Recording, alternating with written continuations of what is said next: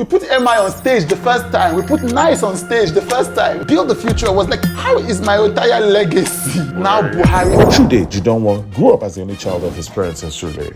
What would you do when you grow up? I don't want you to punish a poor girl with your laziness. I say my mother was the first feminist I ever met. Consumed by books. My father's library was immense. So much so that as a teenager, he published his first book. That book introduced him to Dr. Levi Ajuonoma, the charismatic television personality who offered him a segment on his show. Guys, I think this guy is brilliant. I think he should have a segment on his show. What do you think? Yes, literally how I get my first. He would go on to sharpen his instincts on the two of Nigerian television's most formidable figures, Funmi, Iyanda, and Agatha Amata. From there, he passed through Virgin Nigeria and then next newspapers. And then with Debola Williams and the late Emilia Asim-Ita, he co-founded Red Media. Out of Red Media came a new language for Nigerian youth culture, YNaija, and the Future Awards, a platform that would grow into one of the most influential youth movements in the country. As the Future Awards rose, the powers that be took notice. From working on President Goodluck Jonathan's 2011 campaign, and then on the campaign that would defeat him 4 years later. But the aftermath of the 2015 election would take a personal toll. Suddenly there was this irrational hate. And so that affected me personally.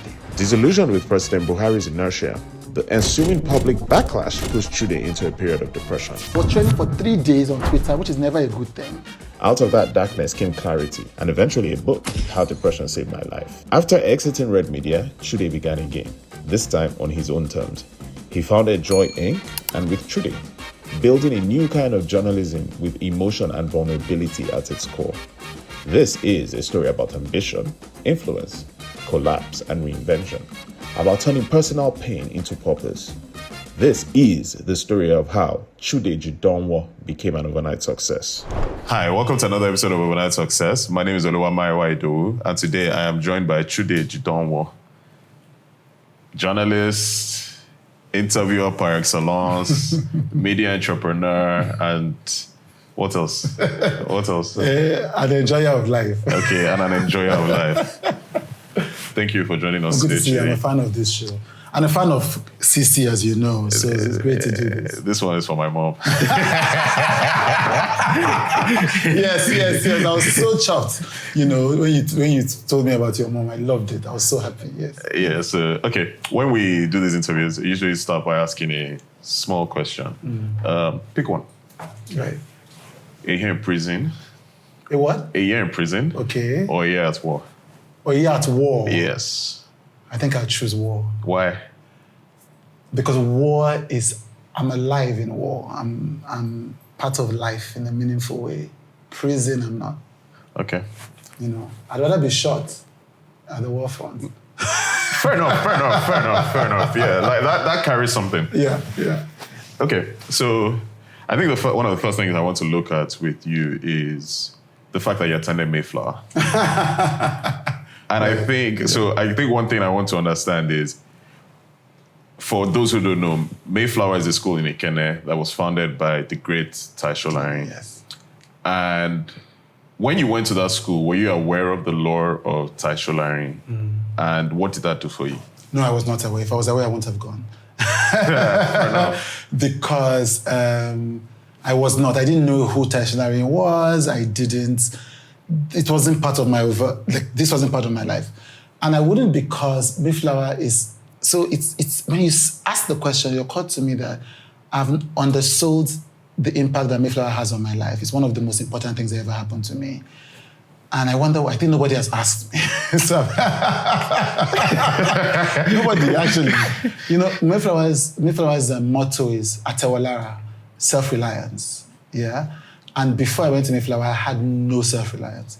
And the only reason my mother took me to Mayflower was to learn self-reliance, but because of that, I wouldn't have gone, because I would have been so afraid of being left to fend for myself, you know, that I would have said, that's not a school for me. So yes, I didn't know anything about it. Okay. And you just mentioned someone who looms very large in your story. And that's your mother. Yeah. And she comes up a lot in conversations. She's in your interviews. Yeah. I remember coming to the show you did last year. Yes. And seeing her there. Yes. And I didn't know you were there. I was there. Amazing. I was there. Right. I paid. I didn't. I love free. look, I love my people that did that. Love it. Thank you. Yes. I was there to the end. Right, fantastic. And I want you to talk about your mother. What values she instilled in you, what you learned from her, and why she means so much to you. So my mother, the principal thing I learned from my mother was to take action no matter how difficult life gets. And it's interesting because like me, my mother is shy and introverted. Yeah? No, my mother is shy and extroverted. I'm the introverted. My mother is shy, fundamentally. And so each step she takes in spite of shyness. Yeah? And each step she takes in spite of the risk of getting overwhelmed by life. So I will break that down. One of the most important values to me is courage. Because as a young person growing up in Ijesha in Surulere in Lagos, I always joke and say the confidence that a child whose parents are wealthy and lives in Ikoyi takes confidence for granted. You think you can walk into any restaurant, you can walk into any hotel with confidence. No, it takes people like me steps lived over time to get there. And so when you have a mother who had a husband who had lost his job, who was a civil servant at lowest rungs, who had no money, was living in a two-bed, in a sometimes difficult marriage, and to see her still find the capacity to face the world eye to eye from time to time. So you would see her shrink, but you see her move. Like, I can't stay shrunk, I have to move. And each of those times that she did that inspired me. So two things stand out to me, and I talk about them quite often. One is when my father lost his job, he was working in AP at the time, lost his job. My mother began to do 3 jobs. She was in a restaurant, she was a civil servant, she was also selling clothes, imported from Aba. And I watched her do these 3 things without complaining. Now, I don't think I would have minded if she complained. Yeah. But she did it without complaining. And she just stabilized the home in a way that I didn't even realize something was wrong until I became an adult. Yeah? And she did it without a loss of prestige for my father, which can be very important for African men of a particular age. And so all of that was very inspiring to me. But the second thing was when I came out of Mayflower, I was 15, I wasn't qualified to get into Unilag, you had to be 16. And so people said to my mother that we should swear an affidavit to increase my age, which everybody was doing. And my mother said no, because she's a born-again Christian. She said she didn't want to saddle with a lie that would take me to hellfire. Yeah? because a one-off lie, you can be forgiven, but this is a lie you have to take forever. And so my mother said she didn't know anybody anywhere. And my mother said, you know what we're going to do? We're going to go to Unilag. And we're going to go from professor's office to professor's office and find somebody who would help you. And that image is indelible in my mind. And so those 2 things, I just realized from my mother that you have to stare life in the face. You have to stare life in the face. Okay. And now I want to talk about your father. Right. So I think the lore again is that your father's library was what essentially brought out the fire in you as a reader and a writer. Yeah. So talk to me about what those books, what they meant to you, what did they do for you? Again, it's after that you look back and you think about it. I mean, my father's library was immense. So one of the soft tragedies of my life is the fact that my father, you could say my father didn't self-actualize, because unlike my mother, my father was like me. He was sensitive, he was etc. And then you have a child to take care of, so you kind of hold yourself down because now you have to be a family man. And because I think what an intellectual force nationally my father could have been if he was at full wattage. Mm-hmm. And so his books, his library was the foundation of my intellectual life. So I said to people, I read Wole Soyinka's most difficult book, and I know because I read it again. is the interpreters. And I read it before I was 10. I didn't understand much of it, but I understood. When I read it again, I realized, I understood the themes of this book, and the beautiful ones are not yet born, and Radiance of the King, and Ojuku's biography, because I'm involved. And all of these books I had read before I was 10. So my father's library and my conversations with my father, who would talk about Africa's historical figures, who I really wasn't interested in, enabled me realize that there was a big world out there and people were doing things in this world. So I think that was very important for me, that I just had a sense from my father that people were doing. I remember my father describing the Ali Must Go protest, because he went to the University of Ibadan and he was in the protest, and he was describing it with what I now know to be pride. Like, we did this. And so, yes, the books in my father's library were the intellectual foundation of my life, even before I knew it. And another thing is, you're an only child. Yes. And I mean, they're all the stereotypes of what an only child is like and what an only child becomes. But in your own case, what was that experience like for you? That's why my mother took me to Mayflower, because she didn't want me to be a cliche. So I listed, even till now, I'm a very spoiled person in terms of physical life, like cooking, washing clothes. I remember my mother said to me, I didn't know she had said this. I said this. My mother said to me that when I was 9 years old and she asked me to sweep the house, I refused to sweep the house. And I refused, but of course she made me, with the assistance of a few canes, to sweep the house. And I said to her, she said, "What would you do when you grow up? I don't want you to punish a poor girl with your laziness." So I said my mother was the first feminist I ever met. And I said to her, "Mommy, look, don't worry. When I will have money, I will employ somebody to do this." And I didn't know that I was that arrogant as a child, but she reminded me. And that was so in terms of doing things, I was extremely lazy. Like, I didn't want to do things. So my mother knew that if it's not how you, right? If this child stays in Adomaya, how do they say that he's going to get spoiled? Yeah. And so that's why she insisted that I had to do Mayflower. And not only insisted I had to do Mayflower, like I write in my book, she refused, she didn't visit me. This was an incident because I wrote her a letter from school and called her an extremely wicked mother who was my mother should write a book. Yeah. I wrote, my mother was so, as a later I realized was hurt. She was so stunned by that letter that she showed it to all her, she was a teacher in Baja Boys High School. She showed it to all her colleagues. Like, see what my son wrote me. So when I came back for holidays, all the teachers told me, how could you write such a letter to your mother? But later I realized that it was hurting her as much as it was hurting me, because she just thought I needed to show him how to. So the first term I went to Mayflower, so my mother gave me provisions in the cupboard. And she gave me 2 tins of milk. When the first tin of milk finished, I didn't open it until my mother came to visit again. And then she permitted me to open it. Now, she asked me, why didn't you open it? I said, Mommy, you didn't permit me to open it. She's giving you.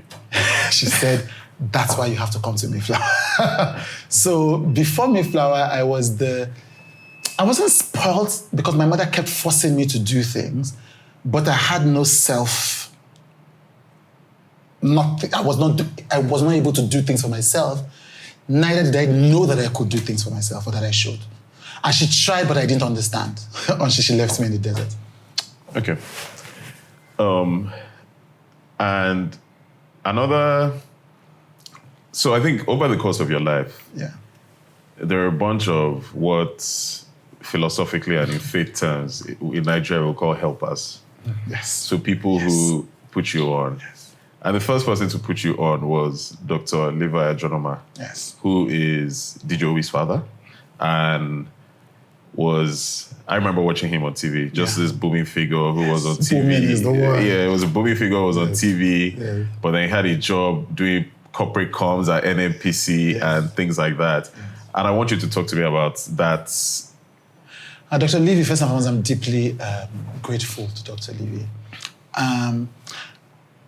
I'm so grateful to Dr. Levi that there was when you enter into public life, you become complicated. And there was an important story I had to tell but I thought I owed him the duty of not exploring his complexity in national life. And I believe in that. I believe that there's something, I think there's anybody saying, they say, yes, there's some truths that need to be said, but are you the one that's supposed to say it? And that's because of how important Dr. Levi, that I felt it would be ungrateful and the universe would punish me if I was the one that explored this complexity. That's how important he is to me. Because Dr. Levi, there's some people that are kind but not nice. Yeah. Dr. Levi is one of those, and he would not flinch from it. He was a kind person, but he didn't feel the need to perform it. He didn't need your approval or want it unless you were paying, in that sense. So unless it was a job, and but he genuinely liked me, genuinely. And for a child that struggled with affirmation and all of that, to see this very important man like me, and validate me was so important. The memories I have of Dr. Levi, so what people would see was that, he gave me a youth segment on his show, live on TV. How did that happen? So literally, okay, let me tell the story. So my mother is a pastor at MFM. Yeah. Okay. And Mountain of Fire. And Dr. Levi was a strong member, I think was on the council of MFM. And so one day we're doing something called Deliverance in MFM, which is 1 week of prayers, 3 days of dry fasting, no food, no drinks. And anybody who knows MFM, the prayers are, you shake your head, you stamp your feet. And so I was praying, I looked back and I saw Dr. Levi Ajuonoma also doing the Deliverance. I told my mother, and I had just written my first novel. And I was trying how old were you, 13? 13. Yes. 14. Okay. And I had done a media list. So I realized later that I was already a PR professional of the platforms I wanted to go on. And Dr. Levi was obviously on the list. But how would I meet him? I didn't know. And so I look back and this is Dr. Levi. So I tell my mother, Dr. Levi, this is Dr. Levi. I said, what am I going to do? So I'm expecting her to help me. I said, no, go and talk to him and tell him you want to be on the show. So I go to him, do my spiel. He goes, my name is Chude. I wrote this book. So he takes a copy of the book. And I think he asked me to call. So I've forgotten how, but anyway, he reaches out to me. I think he uses my mother's phone number. I think GSMs are just coming or whatever. I said, so Chido. So he continued calling me Chido till he passed. Chido, I've read this book. It's so good. I'm going to have you on the show. So that's it. So I go on the show, the Sunday show, NTA 10 show. And he's interviewing me. So we are talking live. And he has this interesting thing he did. He was such a genius. So there's no live audience, but he's talking to the camera. And people need to know that Dr. Levi, his doctorate was not honorary. Do you understand? Dr. Levi it was the end doctorate before he was 25, I think. And it was in media. So he was a theoretical media person. And so everything was a technique. So his everymanness was almost a camouflage that was hiding a deep intellect. Yeah? And so I'd meet people in the market who would say, you and Levi. So they felt like they had a relationship with him. And that was all strategic. And so he talks to the camera even though he doesn't have an audience. And he says, guys, I think this guy is brilliant. I think he should have a segment on this show. What do you think? Yes? Chido, you're not the host of the youth segment. Literally how I get my first job. And I'm on TV stunned. I'm like, I didn't even know that it was legal for a person under 18 to have a job. And so that's the Dr. Levi story. And I was saying that one of the things I remember was that after church, he would say, what he would do is that he would tell me, and he loved cars. So he had sports cars. And so after church, he would say I should wait for him, that he would drive me, in the front, and he would talk to me as if I was a pair. And those memories remain in my mind, including the support that he gave me. Okay. And then there are two other people who, in this story of child laborer Chude, who are putting you to work. Yes. And one of them is Funmi Iyanda, who, again, is someone you have been very effusive in expressing just what they mean to you. Yes. And I think, personally, I think she's one of the greatest ever. And I think one of the things I loved about her was that, you know how you have an idea of someone from TV, and then you meet them. And the thing is, I remember the first time I ever met her. I had never met her before, but just a conversation that made me feel like we knew each other, we were friends. But like, it's just I'm just your random guy you saw at the cinema who says, "Oh, I like you," and then she's just a legend in every sense of the word. But again, talk to me about how she put you on, yes, and again, what you learned from her. Yeah. So this is another type of show, but talking about Funmi, I could sense myself getting teary-eyed. Funmi is luminous. So when we use that word larger than, we use two words. So my editor at Next used to say to me, if you say, this is what you used to say, I don't agree with him. If you say Genevieve is a superstar, then what do we call Marilyn Monroe? So he used to use that to show us how to manage words in copy editing, yeah? Put it in scale. And so we tend to do that a lot. And so we use legend, we use icon a lot. But Funmi was larger than life. Funmi is larger than life. When I was working with her, I thought it was puppy love because she was the smartest person I ever met. But I've met a lot of people. And Funmi Iyanda is still the smartest person I ever met in my life. And Funmi is smart in that way that people who are not smart can't recognize. Yeah. Which is, Funmi has original thoughts. Her thoughts are not a response to the West. They are not tainted by other people's knowledge. Her thoughts are original. That means Funmi is an alchemist. She looks at the world and then observes it, interrogates it, and then produces the thoughts in a way that I'll be like, my God, I remember sitting there in the house and listening to her. Maybe she's watching Sex and the City, which was her favorite series, with her friends, and she'll be talking about Sex and the City. She'll be writing essays as they're talking. And I think, what a human being. And so the way that Funmi, so it was on my birthday last year that I posted something about my two mothers. So Funmi sent me a picture of the surprise birthday she did for me on TV when I was, 18 or something. And she, my mother and her. And I said, this is such a powerful photo because this is my actual mother and this is my TV mother. And I think, and I say this and it's a fact, that working with Funmi for 3 years, because it was a daily show, and I was also a house manager, PA, everything, was more important to me than the 7 years I spent studying law. I learned about life, gender, business, television, celebrity, entertainment, humans. And she wasn't a conscious teacher. You just learned by listening. And she was a genius. She is a genius. Like many of the influences we see in television, I indirectly linked to a generation that grew up watching Funmi. Mm-hmm. Because what Funmi did was that there was this stifling conformity on Nigerian television. And there's a generation of people like me and yourselves who were either before, it was only people who had come in from abroad, yeah? But the internet was opening up, so all of us were now exposed to international influences. And we knew that the world was more dynamic than the local environment was showing. And Funmi was the only person that was breaking the rules on television. And I had a front seat to that. So many of us were doing these things, and many older people didn't like Funmi because they said she talked too much on television, she was all of those things. But those of us who were younger got it. We just thought, this woman is breaking the rules. And her fashion was a part of her show, And so just learning from her and doing the work, because there's no better school than running a daily live TV show for 3 hours. So those two things are the foundation of my career, And that is why, I still spoke to her 5 days ago. That's why Funmi is part of my lore, part of my mythology. And I think that it's a tragedy because she's also a stubborn person. She lives on her own terms.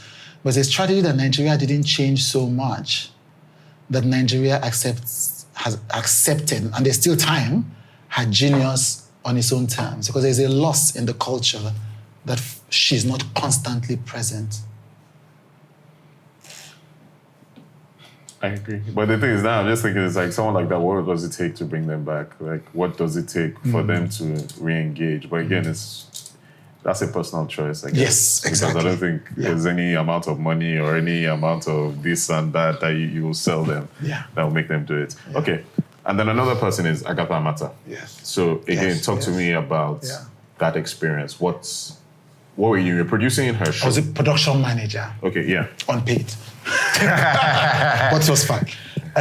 So Agatha, what had happened again, she was one of those who I gave my book to. And so she used to record her live shows on Unilag at the Institute of Advanced Legal Studies. And so one day I just went on the show. I was part of the audience. After the show, I took my book to her. I said, my show is not like that. I don't do interviews. But she said, you know what we'll do? One day we'll find a topic and then we'll have you join the panel for that. And that's why I met Debola, by the way, because we're in the audience together. But I guess knowing the depth of research you've done for this, I guess I'm going to come to that. Yeah. And so I think as we were waiting, because I was very ambitious.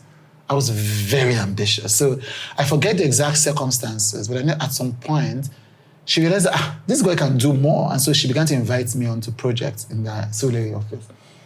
And so I became a part of, and then Fred Amata, her husband at the time, liked me. And so I became a part of the crew. I was so grateful. So I became a part of the crew, would plan the shows, I'd get the guests, some of the guests. I was majorly responsible for the audience management. And, I had the time of my life. So 3 of them together just validated me,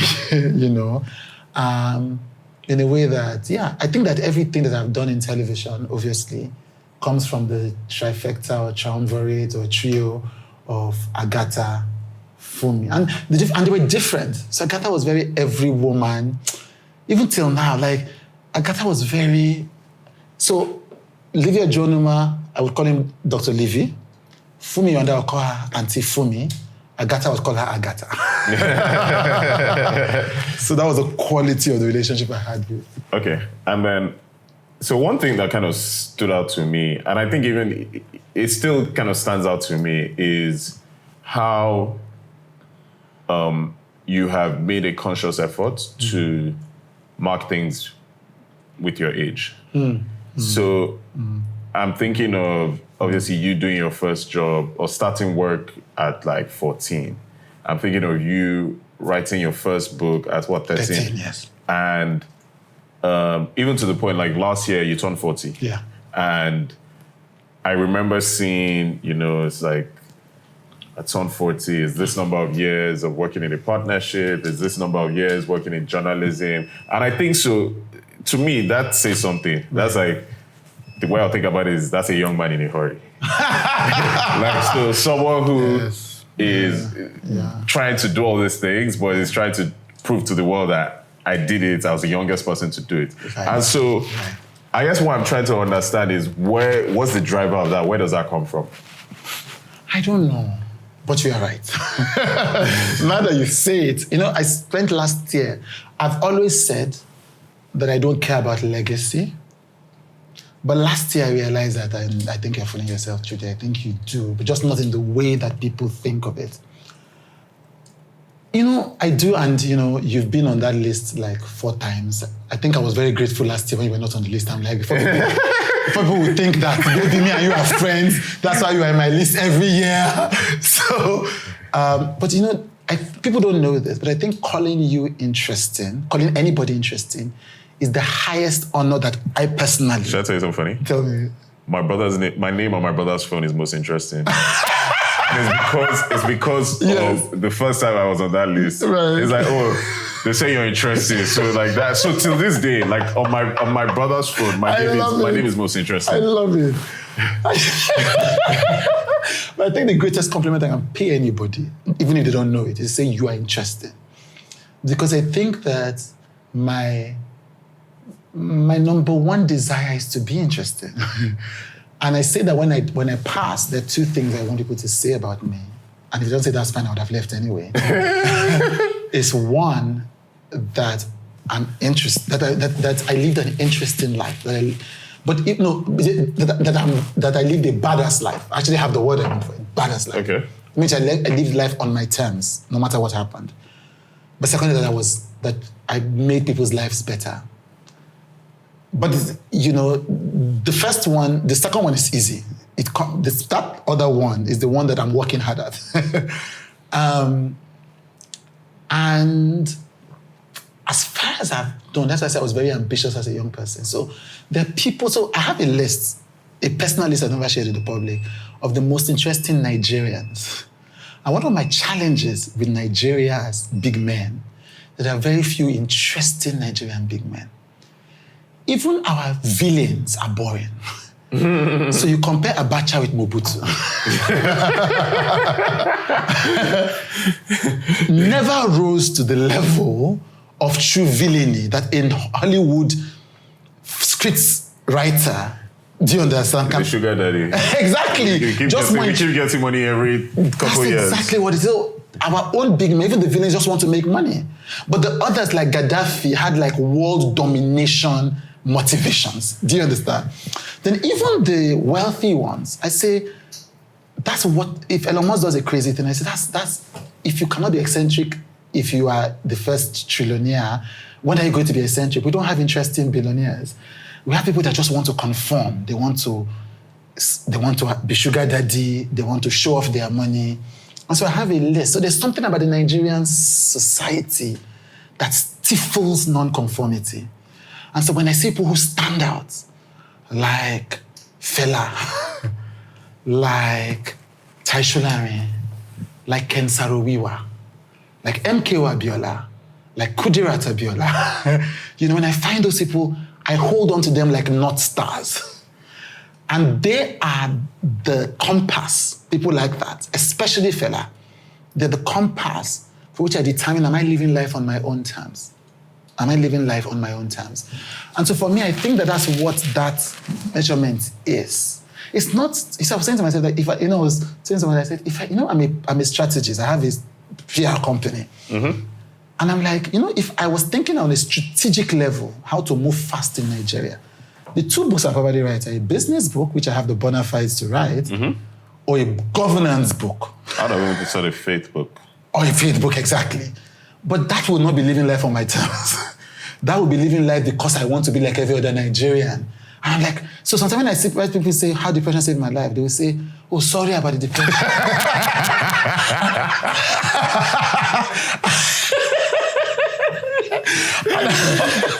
And I'm like, but as a strategist, I knew the strategic trade-off in that title, but that was the title I wanted. And I'm like, for me, it will make sense when I'm 80, when I'm 70, when I'm 90. It's the same thing with my show. So, for instance, when I started WithChude, I stopped doing interviews. I stopped when people invited me. I said, I'm not ready to do interviews. And I said, when the show is 5 years old, don't worry. I will reach out and say, I want to do an interview. And so for me, there was a 5-year marker because I'm building something. I think it's how long it will take for it to get to where I need it to be. And then I will do the next thing. And so I think it's that driver of, so those ages mm-hmm. are the measurement of the life I have chosen to live. Okay. So that's what's happening there. Okay. Another chapter that, again, it was something we're talking about off air was when you worked at Next. Yes. And for those who don't know, again, this is media history here. 234 Next was a paper that came out in, was it 08 or 09? 10, yes. Yeah, and it was founded by Debola Williams and his wife, Amata. Yeah. And it was, just this amazing thing. Yeah. That for me was one of my dream at the time was to finish uni and come and work for Next. Yes. But Next didn't make it till I was done with uni. But it was one of the more interesting media experiments that we have seen in this market. Mm-hmm. And you, alongside it, I think one thing that's very underrated is the Next alumni. Yes. So you're thinking Tolo Gulesi, you're thinking Chetan Wanze, there's someone, Victor Hikameno, yes. Ruki Ladoja, who yes. now is behind Dial-Up. Yes. Who else? Interesting, but let me tell you how widespread. Adobe Wabani. Yes. Adebayo Kelawa. Yes. Had a column, the orange column. Yeah. So wide. And then Idris Akimbajo and Musekili Mojid, who are now Premium Times. Just across. So what was that? What was it like for you to, fresh out of, studying law, to decide that this media thing that I have been chasing, this is what I want to do? Yes. And what did that do for you? It's even a more complex story than that. So I came out of school, I think 2 years before, and I like boasting with this. I got 5 job offers from 3 banks and one telecoms company and Virgin Nigeria. I chose Virgin Nigeria because it felt more alive as a company. Yeah. And a few months, yes, I chose Virgin Nigeria, I think. And a few months into starting work at Virgin Nigeria, Mukhtar Bakari, who founded Farafina, calls me and says, there's this new newspaper coming around. Mukhtar had been a fan of mine since I was 16, when I interviewed Chimamanda the first time. And flex. Just want to know you guys know. You interviewed Chimamanda the first time at 16. Just drop Clock it. Clock it. And so Mukhtar Bakari, so he had been a champion of mine, just a huge supporter.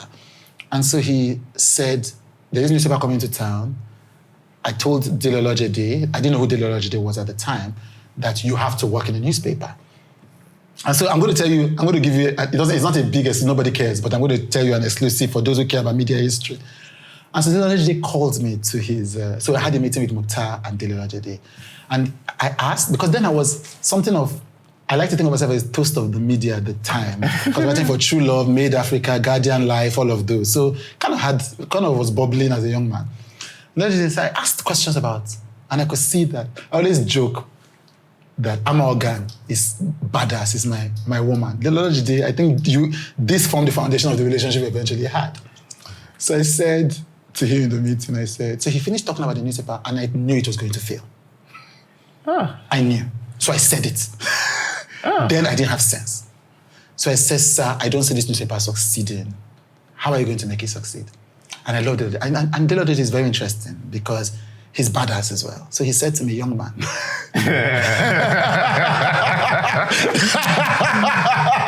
Young man, I didn't call you here to ask me a question. And I didn't even think of it as, it wasn't rude. It didn't feel like power over me. It just felt like it's like when you meet like the Queen of England or something, and it's like putting you in your place, not in an arrogance. Let's establish. And he said, I didn't call you yet. We've sorted all of that out. Do you want to join the job? And so I said no. Okay. Because for me, if he didn't acknowledge my concerns, then I wasn't going to leave a stable job. And it hadn't started at the time. Now, I'm sharing this story not because of what happens next. It makes it even more important. So I went back to Virgin Nigeria and then Next started. And Next was badass. So there I am. And I had a good job, I had a good title. I was assistant media manager, first job after university at Virgin.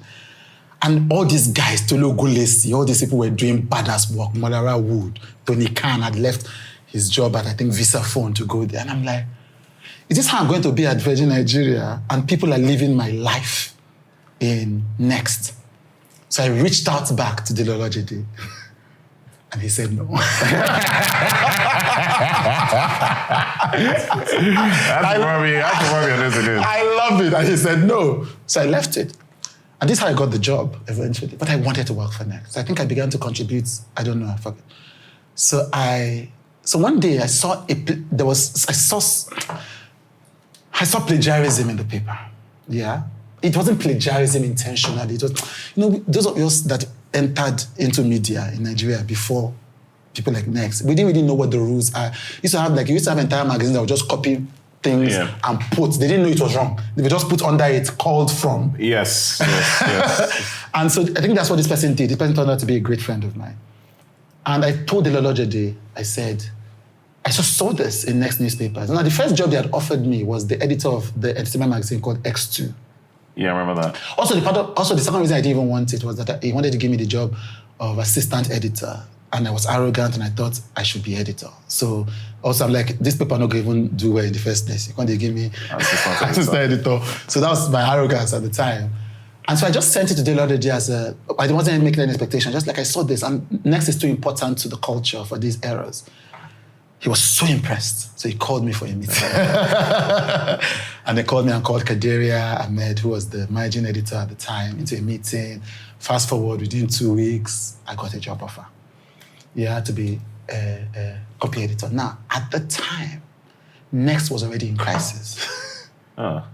Next was already owing salaries. Do you understand? And then when I left, I was also ready to leave Virgin, but I had already gotten a job offer from MTN, which was going to pay me 50% more than Virgin was paying me. And Next was already owing salaries. And still. But when Debola gave me this offer, nobody could have stopped me from saying yes, because there was no desire I had that was greater than being part of the Next newsroom. And it's one of the best decisions I ever made in my life. Okay. And there was something you hinted at earlier on, which was the first time you met Debola. And so I want you to take me through that journey of meeting him and then deciding that, I like this guy. Let's do business together. But two things. I know the point at which I said we're going to do a business. I know the point of it. So me and Debola met on the audience of Agatha and Amata's show. So we're part of the audience. And so we started talking. And I think the topic was sex before marriage. And Debola was against sex before marriage, and I was aggressively pro-sex before marriage.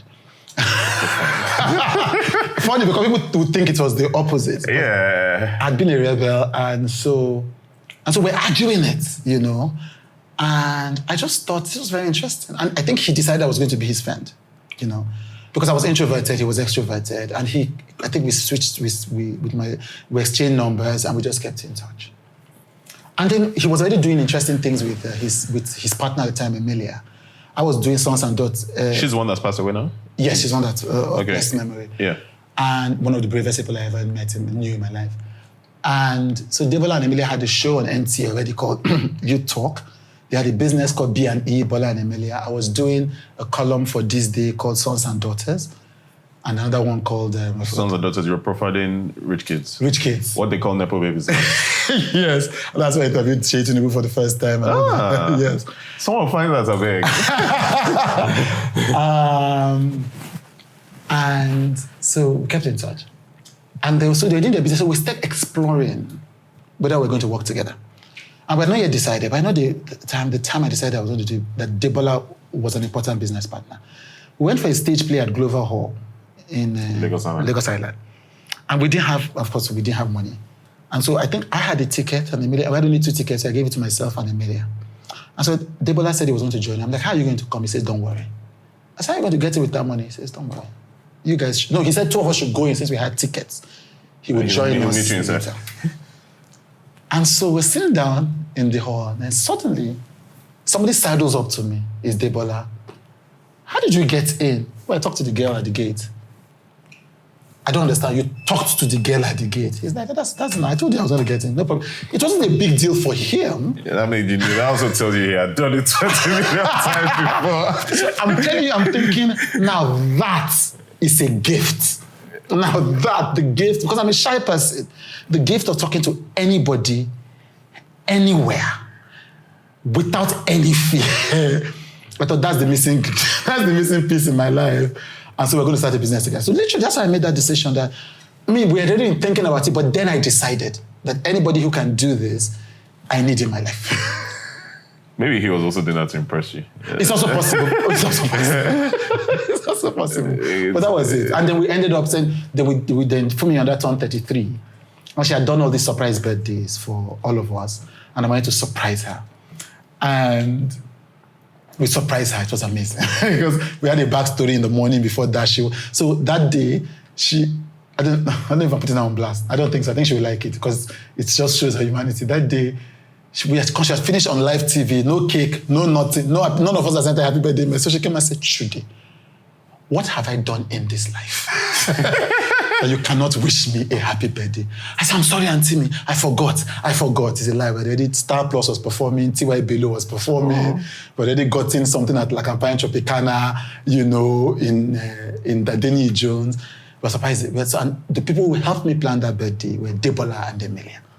So that was our first project. So after we finished, we were like, we think we can do this. Because we had to contribute, people had to contribute money, to do that. So I think after we tested that, we knew that we could do business together.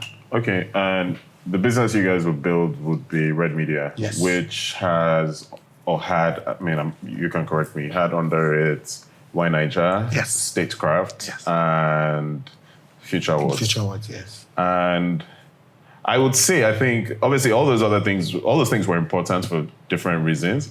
But I'd say Future Awards was the thing that brought you guys into like the limelight. Yeah.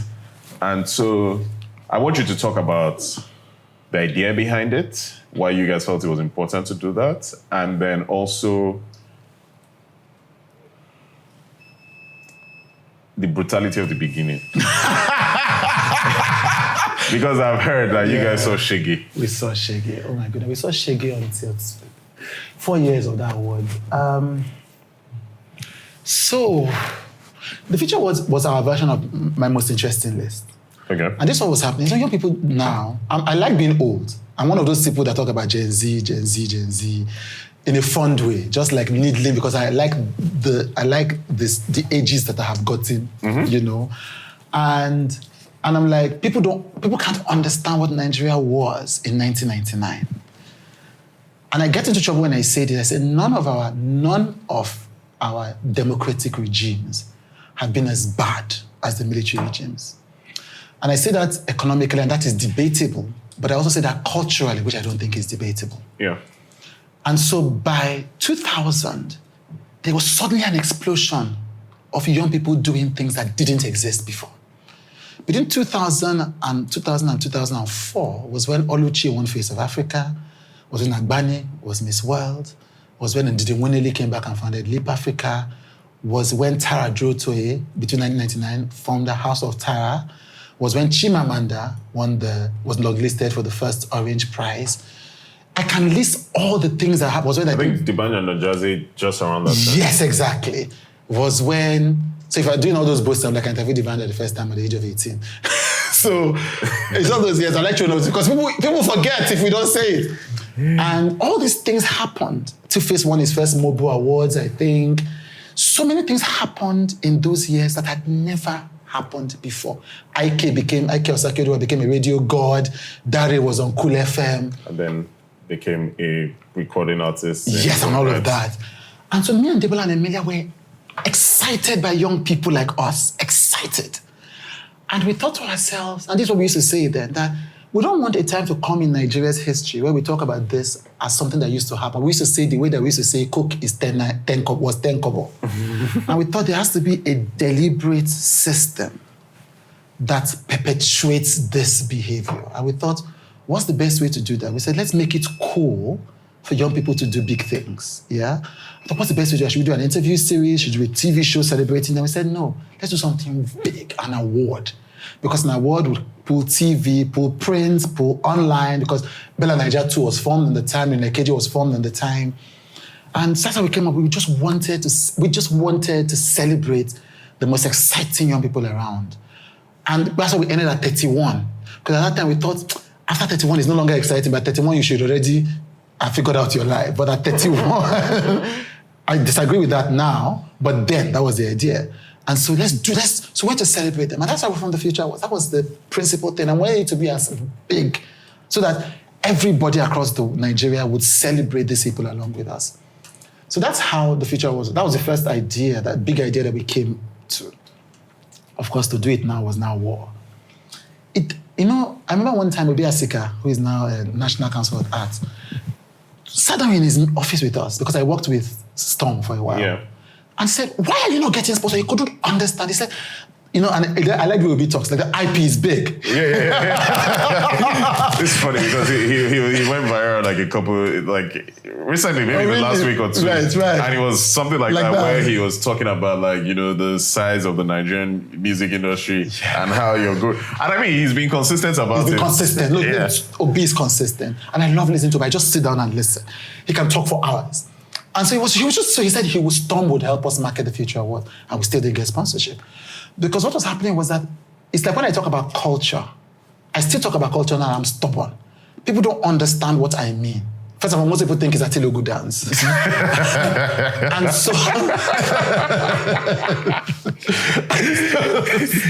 so we talk to brands, they will tell us, what is this? We say, is it a music award? We say no. Is it a movie award? We say no. What is this? It's a youth award. And at the time, there was no youth segments in marketing companies. Yeah. So we say we're one of those that forced brands, companies to create youth segment. And so they said, okay, make it a music award. But we're like, that's not the idea. They'll tell us, brand managers say, we will give you money if you make it a music award. And we're like, but that's not the idea. We already had the headaches, we already had the hammers. This was special. So we didn't guess, we would have brand managers. They would give us personal money because they couldn't convince their organizations to sponsor the Future Awards. So we had passionate people. That's why all these people are very important to me. I remember Obi Ezekwesili gave us $1,000 from her personal money. So we had all Tony Khan, gave us money. Just Adesun Onyenokwe gave us money. Bidun Goda, the late Bidun supported. And because no corporate organization could agree to sponsor. And no government was interested. Obviously, we didn't know anybody in government. And we didn't know how to get donor funding, all of that. But we were committed to it. We thought this was important for the culture. And so that's what made us even start going to PR. Because what we would do is that we'll go to the brand managers, and Celtel was the first client, I think. Celtel and a Nigerian breweries brand at the time. We'd go to the company and they would say, you are bright young people. We can't sponsor this, but can you do this for us? Can you do that for us? Can you talk to the youth segment for us? So we're not big. So we're not started as a youth marketing company. Yeah. So that's how Emilia started, just because of how difficult it was to get funding for the Future Awards. We didn't get funding for the Future Awards. We got 500,000 naira from 2 telcos for like 2 years constantly. It's so funny because when you say that, like, it doesn't... I know for the time it was a lot of money, but when you say that, I'm like, you can't do anything with that one. you couldn't do anything with it. So most of the things were barter arrangements. So we leveraged our media relationship. So actually everything. So we had the best host for years. So people thought we had money. So 2 things we did. Professor Patomi graciously agreed to be the chairman of the Board of Trustees. Dr. Ruben Abati agreed to be the chairman of the Independent Audit Committee. And it was daily. We had so many committees. None of us was announced as a CEO of the company. Because we wanted people to think that there was one big man that owned the event. So we signed letters with Professor Patomi's name. So they thought Professor Patomi owned the Future Awards. And Professor Patomi was the biggest deal in corporate Nigeria, one of the biggest deals at the time. And for years, just no sponsorship. But we would use that to get barter arrangements. For years, we would have the biggest hosts. So Dari hosted, IK, all of that. But they all did it for free. They did it because they just believed in what we were doing. And we didn't get real sponsorship, until 2010. And it was 15 minutes. Emilia met Tony Subai, who is now President, who is Chief of Staff, I think. Or no, something He's an big. age, yeah. Yeah. And he just sat down and I said, you guys have never gotten sponsorship? I know. But it's such a good idea. Emilia was telling us we're not there. Yes, I'll give you 10 million. Jesus Christ. When Emilia came back... Was this while High TV was going on? Yes, so it was High TV that sponsored it. Okay. So, when Emilia came... 10 million is still a big deal now. But then, 10 million was equivalent to... Probably like 50 million. Yes. Yeah. The best sponsorship we had gotten was 500,000 naira. It's supposed to buy a car. I'm telling you. And so, one of us, I think, shed tears. It just meant that this thing we had been building, that nobody understood. Nobody understood it. In terms of corporate sponsorship. And so that's what we used to set up our first office. That's what we used to hire our first couple of staff. So that is when we now thought, okay, I think this is a real thing now. Okay. There's something you said that I think makes sense to kind of just build upon. So you're talking about people looking at you guys and saying, you know what, how can we communicate this to the youth? Yes. And I think Statecraft was born out of this. So this is the point where you guys start flirting with politicians. Yeah. And I know you've said, because I've read you say it, was that one of the things you liked was that you guys play both sides. Yes. Yes. They drag you to Port Harcourt today, and it's Amaechi and it's APC, you're there. Yes. And then Jonathan says, we want you in Abuja, no wahala, we're there. Yeah. And ultimately, we know how that conversation goes, because it's it starts with, GJ. Yes, GJ. It starts with GJ in like the election when Yar'Adua. Yes, passed on. Yes, because he needed legitimacy with young people. And you've also spoken about Oronto Douglas. Yes. Who was a key aide to GJ. And was someone that essentially I guess the way I think of it like just in law is like a chief of staff, like someone who just had this unique ability, but was a very, if you know, you know. Yes. Like to get things done. Yeah. And so that goes, and then Amici takes an interest in you guys, and he wants you guys to, when he wants to take Jonathan out, he enlists you guys' services. Yeah. And you guys end up working for Buhari. I think is a very important distinction. Yeah. And so I think the first I want to ask, knowing what you know now, would you have done it? Oh, yes. Okay. Now, the second thing is, talk to me about like the mindsets. Like, so when these things happen, because I think, and again, you can correct me, I definitely, from what I have picked up, I think maybe I don't know that when you started, you thought it would wind up the way it did, because there are obvious reasons why. Yeah. And so I think, I just want to understand from your own POV, like when these decisions were happening, what was the mindset? What were the outcomes you were trying to? So a number of things happened. You know, I think that Steve Jobs said life is lived forward, but understood backwards, or some deep person said it. And so none of it was planned. When we said the future was, we used to say we don't want to get involved in government. So when you see people now, government politics, you need to say, I'm just like, it's okay, I understand, we've been there. As I thought politics is too dirty, what we're doing is clean. And we don't want to get politicians involved. And then we had a central working committee, and my friend Chrissy Hidero was there. And he just said, Chude, you know nothing you do. If you really want to change Nigeria, you cannot change Nigeria without touching politics. And I'm like, I struggled, I argued, and I thought of it later, and I thought of it later. I think that's also, everything I do, when I want to understand life better, I go read books, okay? I suspect I ordered some books, and I read The Trouble with Nigeria, Achebe, and some other books about Nigeria. Oh, every young person has that awakening that exactly. Yeah, because it's like, you read it, and then it's like, oh, shoot, all the problems that he was talking about then are still here. And all the things we think we are doing now have been done before. Yeah. It was a rude awakening for me. And so I realized that Chris was right.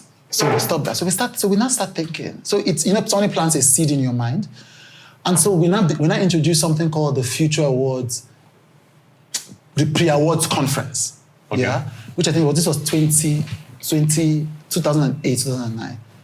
And it's just a way for young people. So we're using the influence of the Future Awards to engage in politics. Activism. Yes.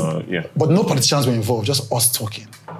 And so the plan was now like, what we thought was that we're going to create platforms that help young people think through how to get involved from culture to politics. So that was going on. Then 2010 happened, or 2009. Yar'Adua disappeared, for years. And I remember thinking, and I miss my youth, because I remember my anger was so pure at Yar'Adua. And I loved Yar'Adua. My university blog is still available in public. I can't find the password. And I was a fan of Yar'Adua, and I hated Obasanjo. Funny how that has flipped. And I thought Yar'Adua was about the rule of law. He was a decent president. He was not fighting governors. And so I was a fan. And then he disappears from the presidency for months, and nobody knows where our president is. Yeah. And I think, no, you don't get to do that. And so I sent that famous mail to my friends, and then Professor Shoyinka was on the streets protesting, Professor Patotomi was protesting, and we young people, of course, were on, I think, Twitter at the time, loloxing. And I sent a message to my friends. I'm like, no, we should be ashamed. We should all come together and do XYZ. So go on the streets and do the Enough's Enough Nigeria protest, which was the first real protest I was a part of. This was 2010, yeah? 2011. 2011. Yeah. And it was inspired because Okonjo-Iweala was the keynote speaker at the Future Awards that year. And she had just said something that was actually available on the CIA website, that young people below 30 were 70% of the population. So that became a buzzword in the culture, because then the culture wasn't diffuse. So if something happened in the Future Awards, every young person would be talking about it. So when Okonjo-Iweala said it, Everybody was talking about it. It's like new knowledge. So I put it in that email and said all of that. Anyway, so we host the award, we host the protest, enough Nigerian protest, Lagos and Abuja. Then after that, one day, then, we're everywhere, CNN, Al Jazeera, I'm doing interviews, all of that. Unintended consequence. Then one day, Oronto Douglas calls me and says, I remember where I was, because you remember the point at which your life changed. And I remember Maryland Mall, I was driving, and he was the special assistant to President Jonathan and we all knew he was the power behind the throne. Yeah. And so hello, Chude, this is Oronto Douglas. So I was passing in front of Maryland Mall, Noel J Holdings, so I park. I'm like, we're not going to do this call. No, he sends me a text and says, I've been trying to reach you. I can't reach you, so I call him back. He says, the presidency has seen the work you're doing is very good. We think that you are the kind of person that can help us understand young people better. What are their aspirations? What are their etc.? So he brings me over to Abuja.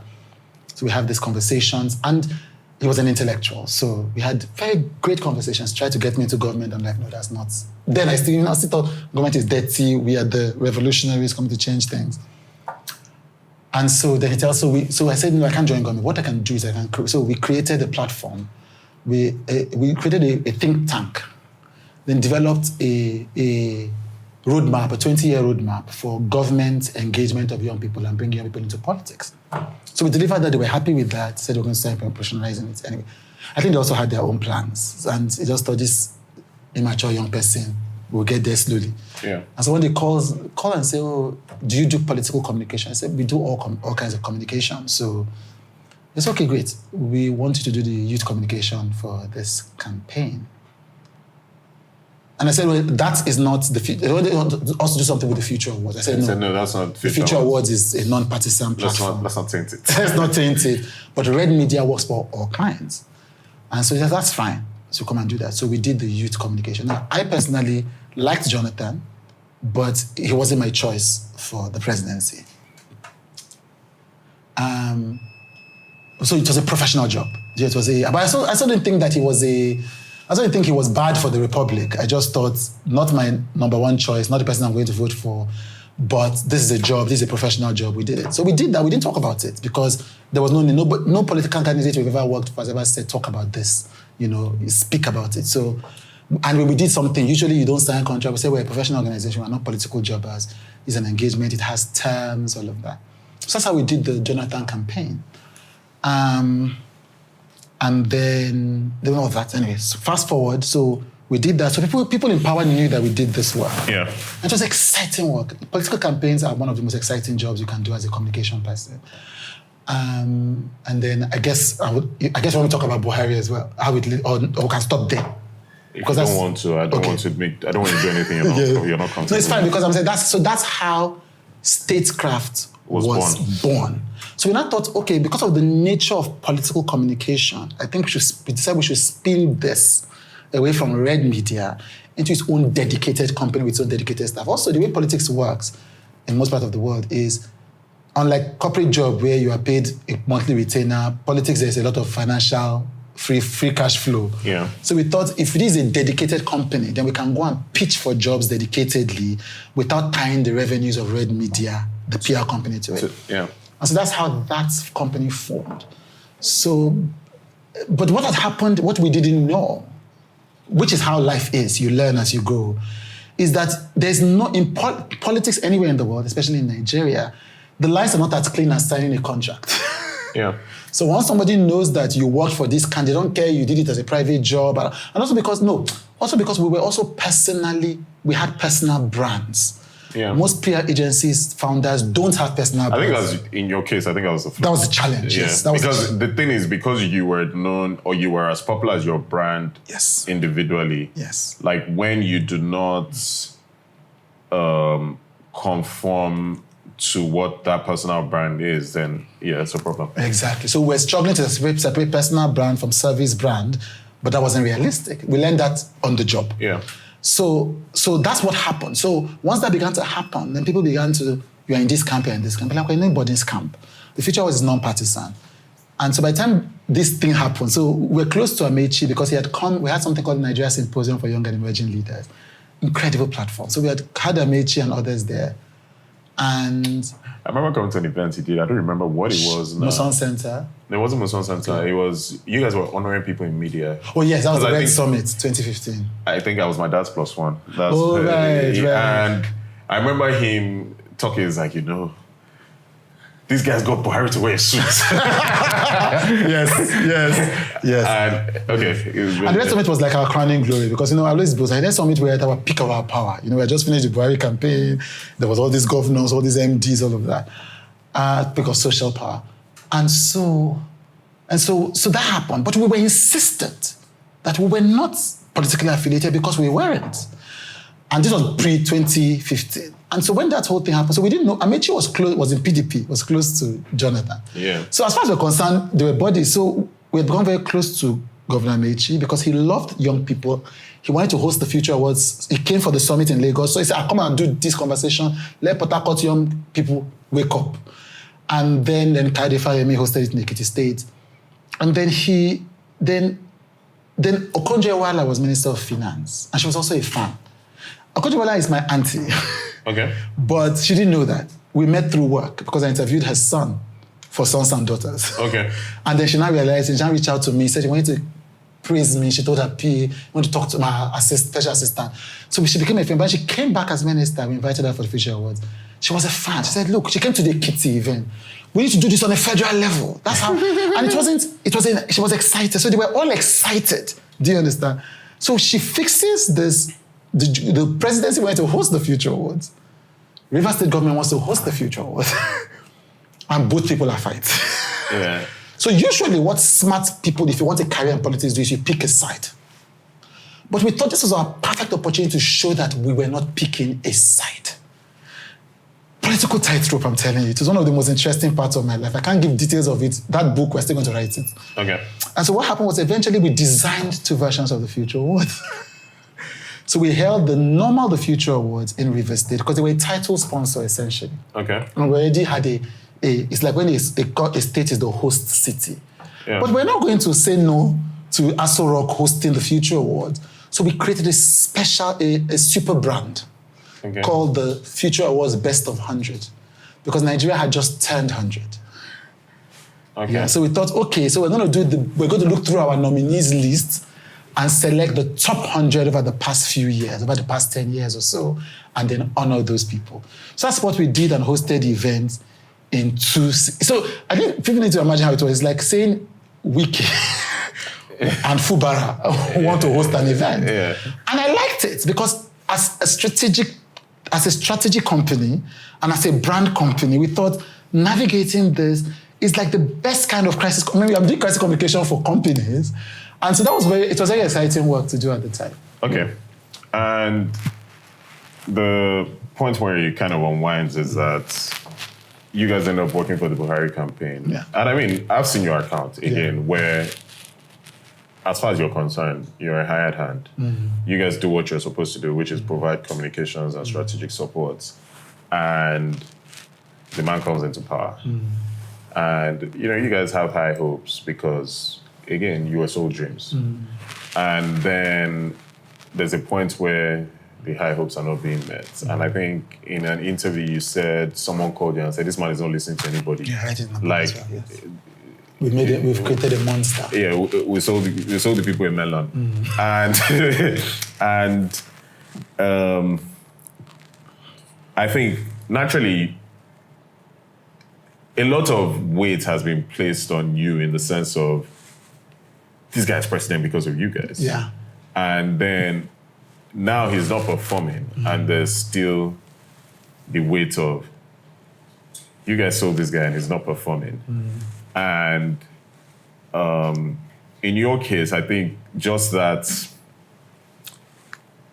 song and dance, like that whole process, it triggers something. Yes. So talk to me about how we got there. Actually, you are wrong on one level. Okay. And that's how I enter into trouble because I refuse to allow people like you make my life easier. Okay. But you see, I don't mind, I answer this, I don't mind a complex life. I don't mind a life where people look back and said, he made a few mistakes. Do you understand? That's a beautiful life. That's what life is. Yeah. And so even though it puts me in trouble, I want to own the complexity. Now, this is what happened. We didn't think of it as a job. If we had, there would have been no problem. For the Buhari campaign, if we had just thought of it as we've been hired as an agency, we should do our work and go, which was what we were asked to do. Nobody in the Buhari campaign asked us to speak about the campaign. Debola's famous pictures were with Buhari. It was because Debola liked Buhari. I thought, this is a brand, take pictures with him. Yeah. To see. Nobody in the campaign, in fact, that's not how campaigns work. They're very diffuse. There's no real person demanding, as long as you're meeting your, whatever it is they gave you money to do. But what happened was that we also believed in the man. Okay. So that is what made the complex. So what people confuse, because they don't know the history, is that we had been doing political campaigns before. We didn't need to talk about it to get the work. we got steady campaign work as a media agency without talking about it. So usually when I talk about it, people say, because I was paid, that's what I'm talking. I'm like, no. I'm paid because I have a company that's still existing, by the way, and now I'm no longer the CEO. It's still working for people across the continent. That's separate. But I also believed in this candidacy. That's where I entered into trouble. If I went back, I would not do that. Okay. I would have separated, even though I believed in the man, I would have kept quiet and done my job. Because I didn't understand the messiness. There were too many wires were being crossed in people's mind. You were asking people to do too much work on a public perception level to separate business from person, to separate motivation from intention. It's too much complexity. So that's the only thing I would do differently. But that's what created the complexity. So it looked like you'd been paid for your voice, rather than you'd been paid for your skill. Yeah? And so that's what happened. Now, I struggled with this, with the unfair weights that people put on my participation. And I wrestle with it in the book. Because I hate the messiness of politics now, and it's gotten more heated. So I try not to talk about it a lot. I just try to move on from it. And even this one, it's just, let's do it. But my editor insisted that you have to explain it. And my editor now did, my other editor, Otosi, now did he became the devil's advocate and said, this is what we think. And so I struggled, I wrestled with it finally. And this is where I arrived at in the book. And Hillary Clinton wrote something in one of her autobiographies. I thought, and Hillary Clinton was my role model for a long time. And I thought, this is what it is. We don't see ourselves the way people see us. People saw me as more important and more influential than I saw myself. Yeah. And I realize now the disappointment. People thought that we were building a political movement. Yeah? And they didn't read what I was writing because I was writing constantly. I'm one of those people, rare in our country, who you can go and take my tweets from 2008 and there's no contradiction. I have not praised somebody I abused before. And that's because if I write, I'm creating a public record of my thoughts. I'm very careful. And so I kept writing that I'm not a nation builder. I entered into this thing accidentally. No, I said I'm an entrepreneur first and foremost. What I'm trying to build is a culture business. Yeah? I now realize that there are intersections between culture and politics. But the business is the primary thing. But of course, people didn't read that. That's fine. Yeah. So what happened was, I realized that some people were disappointed because they thought I had a distinct political view and I was building a distinct political movement. So it was a category error. Yeah? Enabled by me because I didn't understand the meta context of how people saw me. And so when I came out of the Buhari campaign, I began to promote, because we are a business, the professional success that we just had. So I think that led to a disproportionate setting. So two things were happening. First, as a public leader, people saw me as influential in this campaign. And as a business, we were doing case studies across the world about it. So I think that created a disproportionate brand, yeah? And I don't mind it. because I can't take the good side and not take the bad side. So that made our company, like your dad said, the stuff of legend. And the company brand is still benefiting it till date, even though I stepped off as CEO 10 years ago. I can't regret it. We did great work. We were celebrated for it. It built the foundation of the company. Now... But now, the thing for me is the impact it has on your life. Because, so again, when I come to the show you did last year, and you read an extract from the book, and you talk about how, I think it wasn't immediate. There was something else. I think maybe you wrote an article for, I think, quotes that ended up just igniting this backlash. So like all the frustration that people feel or they had felt. And that had been whispered, but it hadn't, like, they hadn't come and flogged you. Yes.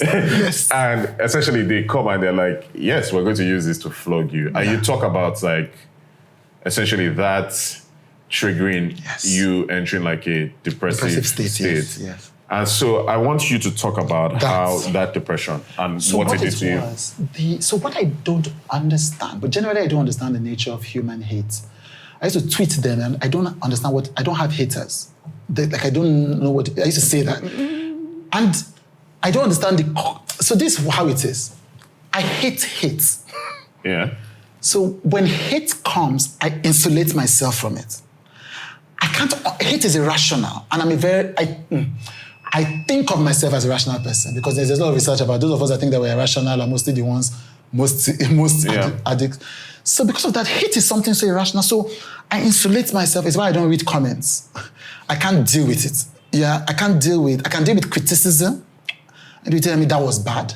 I can't deal with hate. So I don't read comments for that. So what I can't deal with is irrational hatred or hatred.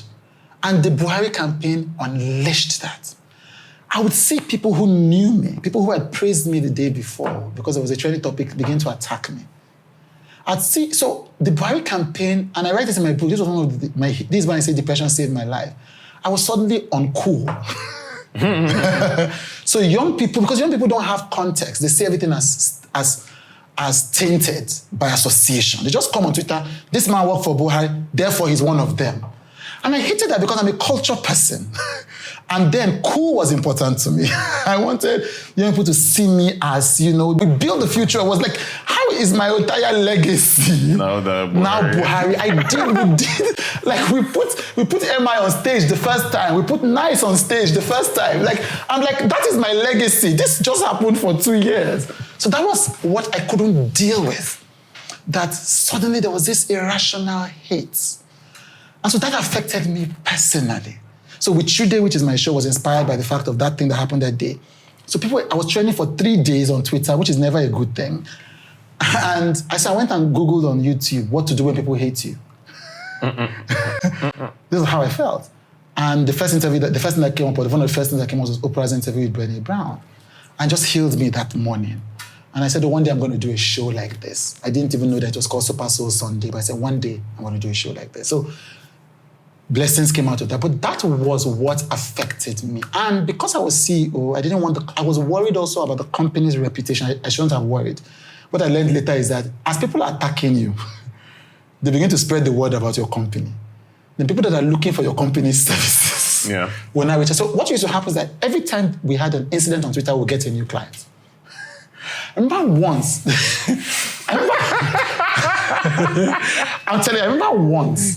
a big finance man in this country, it was the funniest thing to me, was on Twitter with one of the influencers attacking me. Then that evening, he sent me a DM introducing me to a client in Gambia. And so I wasn't worried for the business. So later I thought that I shouldn't have worried when I began to track it. I was worried that I was being seen wrongly or incompletely. And that was bad for me. And my perception mattered to me a lot at the time. And so I was panicked about my brand. And I said to myself, what was making me even sadder was that I was saying no. I'd said no to 2 offers to join the Buhari government. And so in my mind, I'm like, okay, I didn't even join the government to even get the benefit. At least my other people that they're abusing are in government, traveling about. was it foolish now not to join government? Because in the public consciousness, in the Twitter public consciousness, there's no difference between you and them. There's no difference. So that was part of the things going through my mind. So, and then more importantly, I'm like, I want to be seen as a business person. That's what I came to this world to do. And this is messing with that. So that was what I struggled with a lot. And so in my book, I explained, I realized what was happening on a meta level. Even now, I've made my peace with it, but also I've been lucky that my brand has completely taken a different direction. But there's always that 5% of Twitter that is just something happens that's unrelated. And now I've made my peace, but there's things I just struggle with. I'm like, I did this campaign 10 years ago. And since then, I've never been involved with that government, nor with the government outside. So this is the funny part that happens. So for instance, I do a documentary about Jezani. Mm-hmm. People say, oh, it is because the Buhari government was attacking her. Okay, good. Then I do a documentary about the genocide in Plateau. They say, those 5%. Say, but you were those that... So which one do you want me to do? Do you want me to do pro? But now I smile at it. I now have forced myself to observe it as if I was from Mars. And I'm looking down and thinking, how does life play out? And it's but I do like that is part of my story. Okay. I do like that. And so, again, because you have commemorated this whole episode and the impact it has on your life in a book, I just want you to say on the record, why was the book necessary? This book? Yes. It wasn't necessary.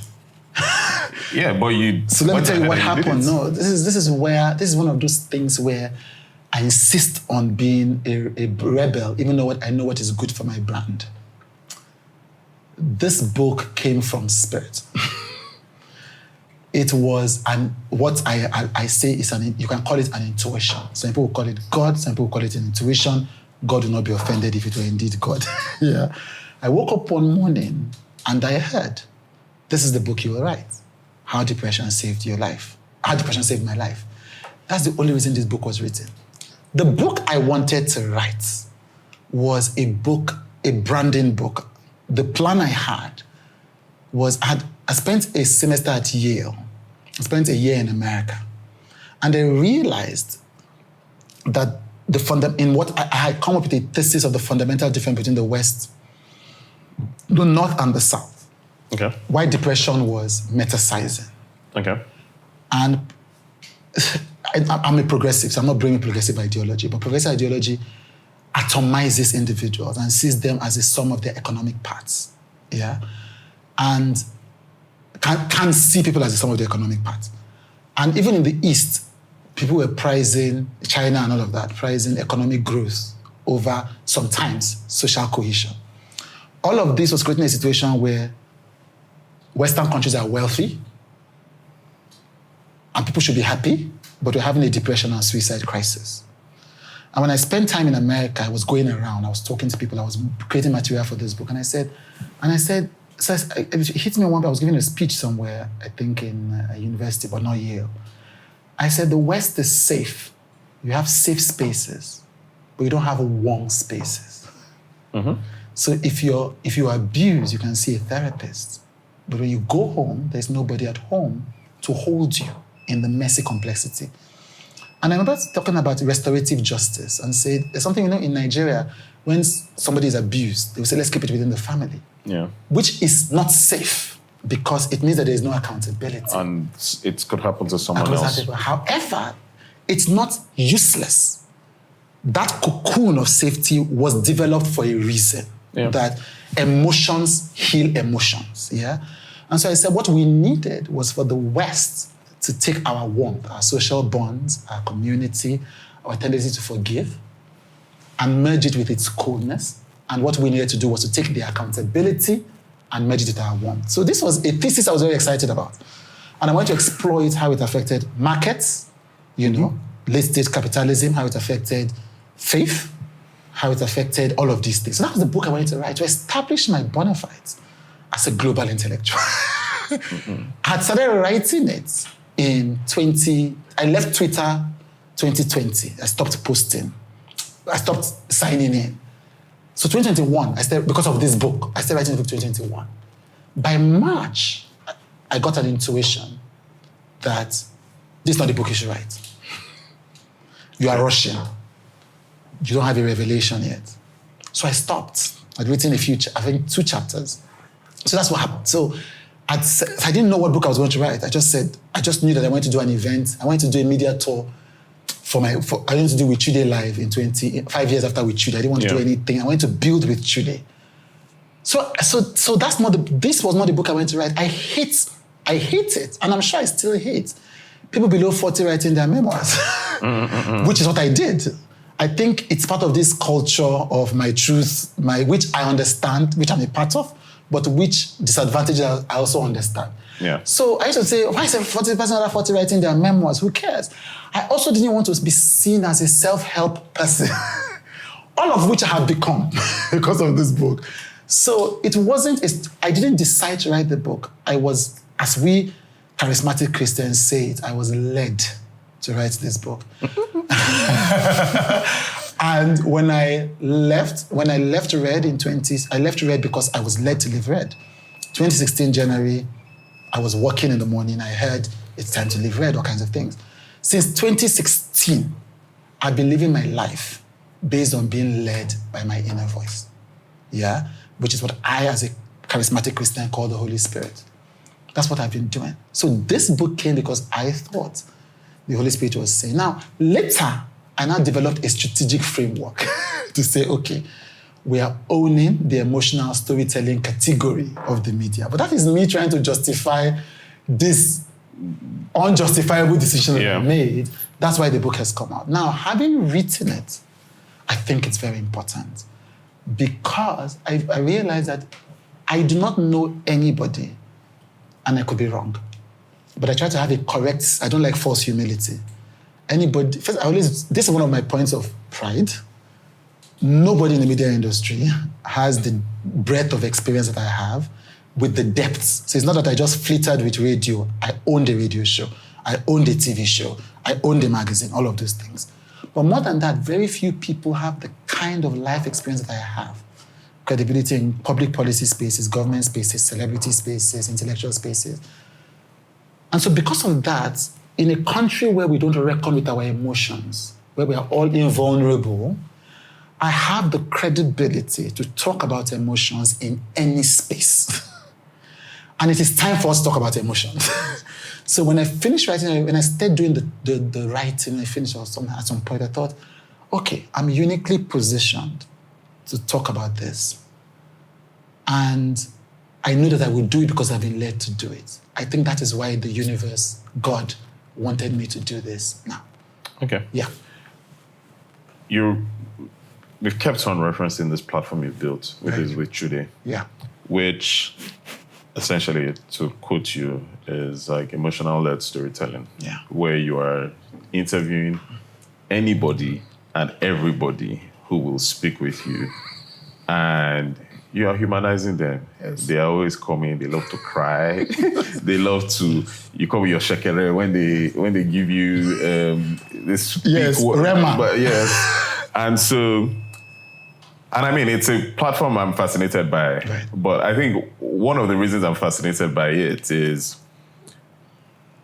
as someone who works in media, and I've heard the data before, I don't remember it now, in terms of, your subscriptions. Like the fact that you had the confidence to say, I'm going to pay all this thing. If you don't pay for it, nothing for you. You'll get the free videos I put online. And it's funny because those ones still go viral. Yes. But I want you to talk about you making that decision to leave Red and to build out WithChude and what it has taken for you to build a business out of emotions. Yeah, that's so powerful. I love that. I love, you get it. This is why you can build culture custodian. Because you said that that I want to interview anyone and anybody who will speak with me. That's it. People say, you always have premium guests. I always tell them, it's not the guests that are premium. It's the conversation that is premium. I want to talk to everybody. I've spoken to sex workers on the same. So then we say, How can this person be sitting on the same seat that Peter Obi and Obasanjo spoke to? I'm like, that's precisely the point. Yeah. That with conversation, we can elevate anybody's experience. And there's a promo that we released. There's a promo, I think we've posted it this month. I said, the show is holy ground, a sacred space. And I said, it's a slice of the best versions of ourselves. So a good example, and this is not what you are, but I want to share one of the parts of the show. So recently, Tonto Dike, the actor, had this whole viral moment when she was talking about God. And Tonto Dike came on my show 4 years ago and talked about, so in the testimony, the first time she had spoken about what led to the testimony, so she came on and said she had given up on God. That she had chosen a life, she was going to do whatever she wanted because she realized that God didn't keep God's promises. And when Toko came on my show, like many celebrities do, they present the best version of themselves. And people think that is wrong. They think that they are lying, they are pretending. And I say they are not. It's just not complete. So when they go out, maybe they go and do a Twitter fight, doesn't mean that that part was a fake version. It means that that part is not the version you see every day. What my show tries to do is there are enough shows to show you the worst version of people. My show tries to get the best version of people. It's deliberate. It exists in all of us. You just sit down with a wicked person, he saw his father. When I did the Desiree documentary, for instance, I started it from my history. And she saw her father being thrown out from the Shell compound as a young child. And some of the talking heads in the documentary traced that to where she allegedly has gotten to.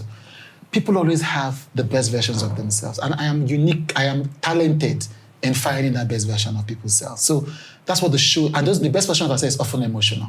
You know, maybe sometimes it's intellectual, but the place where we are human.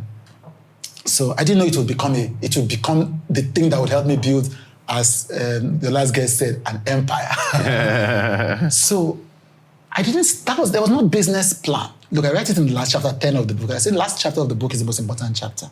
It's my life. When I had a 25-year plan when I was 15, I had it written down. I still have it. I was living it consistently until 2016. From 2016, when I resigned as the CEO of Red, I stopped having a long-term plan. The plan was I was going to retire from Red at the age of 40 after I had built it into the largest PR conglomerate in the region, in Africa. That was the plan. But then I resigned at the age of 31. It was not in the plan. Debola was not ready to become CEO. There was no plan. I don't come on here and say, Debola, God said. And he already knew that I was mad at that time.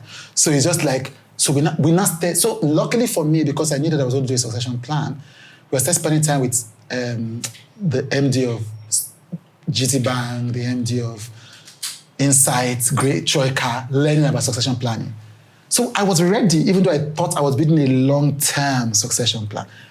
The rule book was thrown out in 2016. Nothing I am doing now was planned.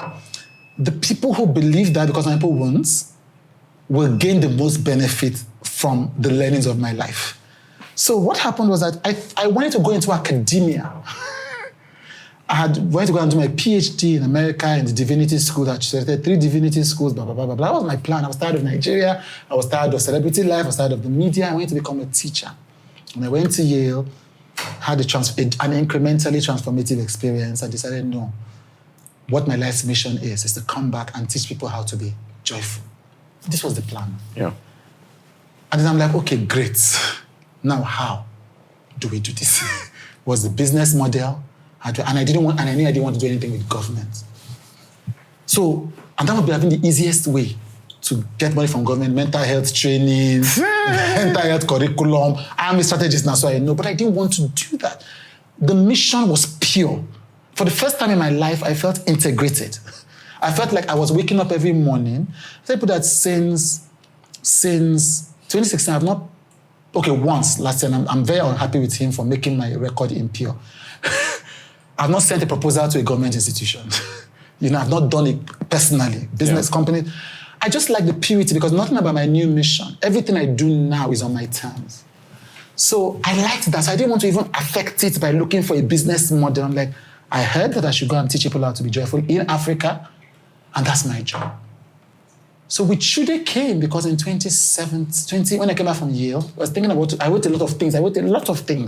And it is provable because I mistakenly sent the document to some of my friends. I was supposed to attach a document for somebody whose CV. I went to ask my friends to help me hire one of my family members, and I mistakenly broadcast my entire brain dump from Yale.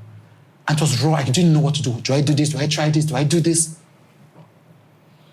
So 2018, in the midst of the confusion, I remember that I had made a commitment in 2017 to do a show like Oprah's show.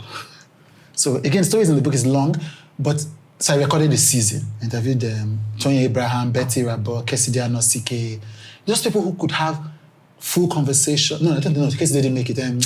I forget his name. Some guy, Onos of Weraye, he was an editor in Bella, I don't remember him. And he had spoken openly about dealing with bipolar disorder. He was the one that used to.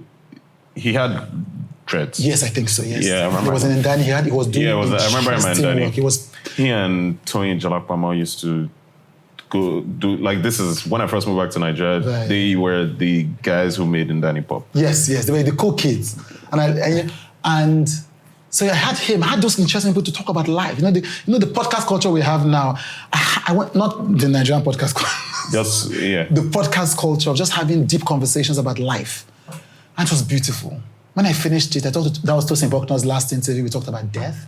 Oh wow! Betty Rabo talked for the first time on TV about suicide. So it was beautiful. So when I finished it, I'm like, these MFs in Nigeria, they're not going to watch this interview.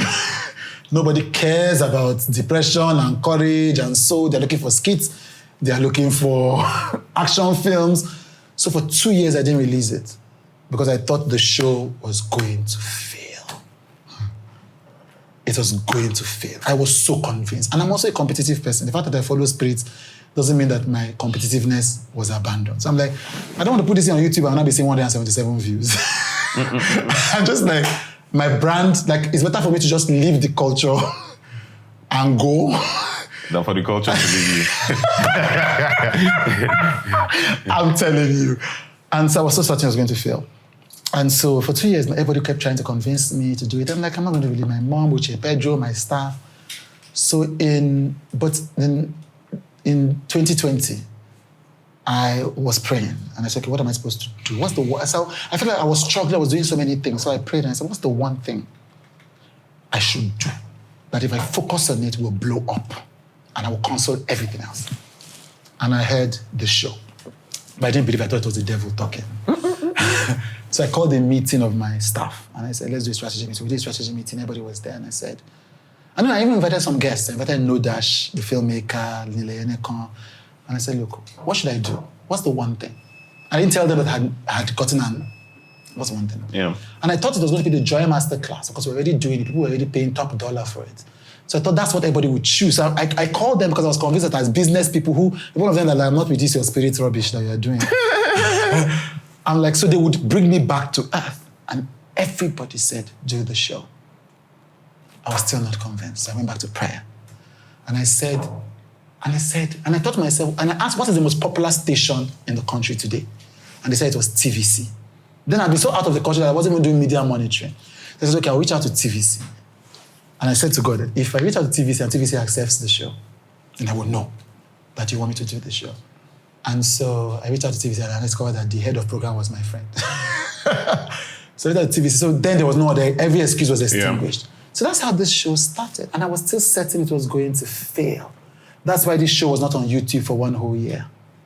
But as I started doing the show, I realized, Lord, what we're doing is so important. And nobody else is doing. And I like what nobody else is doing.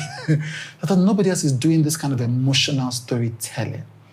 And this can become major. Now, how did the money part come? So I thought as the co-founder of Red, we're working for a lot of multinationals, that I would be drowning in sponsorship. And then when the show started becoming viral, I thought, we're going to blow. So my producer, Shewoluyemi, who's produced WithChude Live too, says, sir, please. So I was going to do these big sets. Says, sir, please, let the money come first.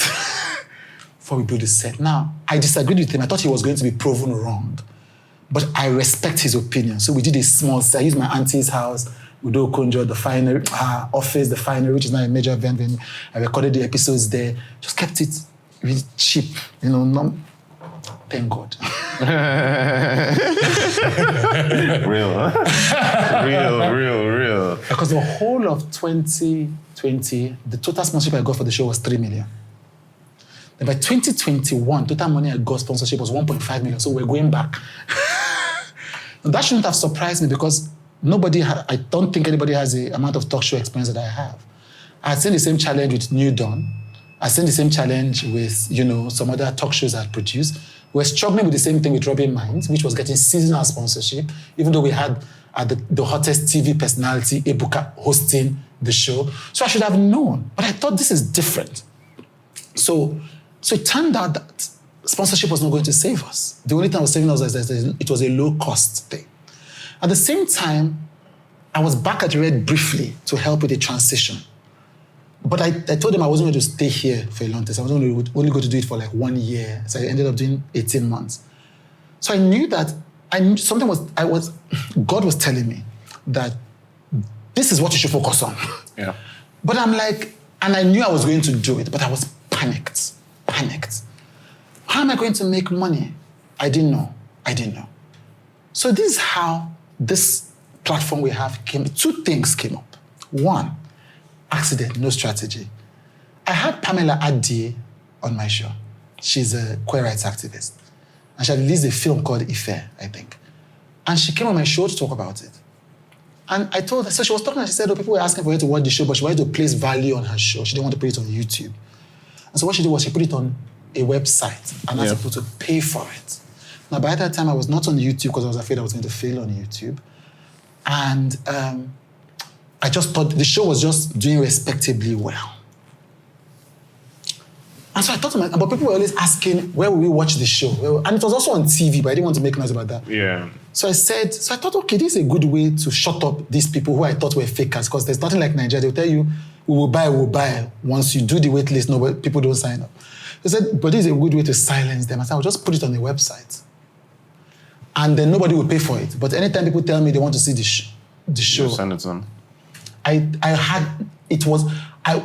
I was certain nobody was going to subscribe. So I put $5. So I said, and I didn't want to build a website because I thought nobody's going to subscribe. Who has the energy to build a website? Yeah. So I asked my head of tech, Yemi, find a platform that can host us for free. And we just pay as people subscribe. So she found Vimeo. So we put it on, I forgot about it. So she comes back to me in 1 week and says, we have $1,000. I say, from where? Said from Vimeo. I'm like, what? I said, please open that Vimeo thing for me. I can be an old man with. I said, I went to the back end. I'm like, until the money was moved into our account, I didn't believe that it was real money. I remember the first time we got 300,000 views on YouTube. I was convinced that one of my team members had done sponsored posts. I'm just like, there's no way people are paying to watch me interview people. So that is how the entire strategy for paid content came. And then it was increased $1,000. That's on that hand. Now the second end, so because I formed this company called Joy Inc. Now, WithChude is highly profitable if we limited it to WithChude. But me, I always have big visions. So I want to do big documentaries, I want to do all of these things. But then I was even just happy to be humble. And I went to visit my former boss, Kaderia Ahmed, just randomly. Just check up, and I like doing that. And she says, why are you not getting any funding on your show? I'm like, ma, have you tried funders? I'm like, I've never seen a funder, a donor, fund TV shows, which was wrong, but I didn't know at the time. Yeah. And she said, but they can fund, okay, let me just introduce you a few of them. And then you see what happened. So I was introduced to one of them, I don't want to call her name. And he wasn't helpful. It wasn't helpful. But she introduced me like 4 people. I'm very grateful to her for this. And then one of them turned out to be an active lead. But he wasn't helpful. He assigned me to a staff. And even though I kept following up with him, he just... Yeah. Like, he's not a bad guy, he's just a guy. That's life. He didn't owe me anything. But it turned out that the person he assigned me to was a fan of the show. Easier. So she began to figure out a way. So eventually the funding that came to me was not my funding, it was a secondary funding. Because she was so dedicated to the mission of the show that she said, I'm going to do this. So because of that, I became emboldened to begin to talk to funders for the big projects I wanted to do. Yeah. So that is how 2 funding streams opened. I tell people in spirit, I said, but the Harvard Business Review calls it emergent strategy. Which is, that's exactly what happened. I write it in the book that I began to move in the direction of my mission, and then the way began to open up for me. Okay. Now, this conversation, we've put our backs into it, and it's been fun because, again, as someone who knows and has known you for a long time, it's been fun just even learning. Right. Because I think people like you, because you tend to do more of the interviewing as opposed to being the interviewee. So it's like your story is there, but it's there in parts. Yeah. But we usually end these interviews with 2 questions. Right. So the first one I ask is, again, with all the experience you have, it's something you'll do easily and you'll do very well, which is... Setting me up. 5 guests for me to talk to on overnight success. Oh, 5 guests for you to talk to. Okay. I like that.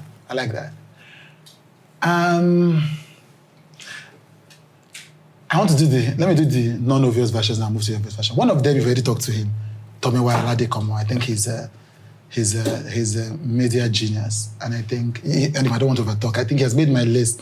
I've said enough about that. Another person I think you should talk to would be Funke Akindele. Okay. I mean, yeah, I would definitely want... It's so funny. Well, yes, I definitely want to talk to her. Because I think that, part of why I do the Joy 150 is because people misrepresent people's stories. So when people talk about Funke's movies, they talk about her, she's a marketing genius, or she dances in her thing. And I'm like, no. As anybody who was in Paystack will tell you,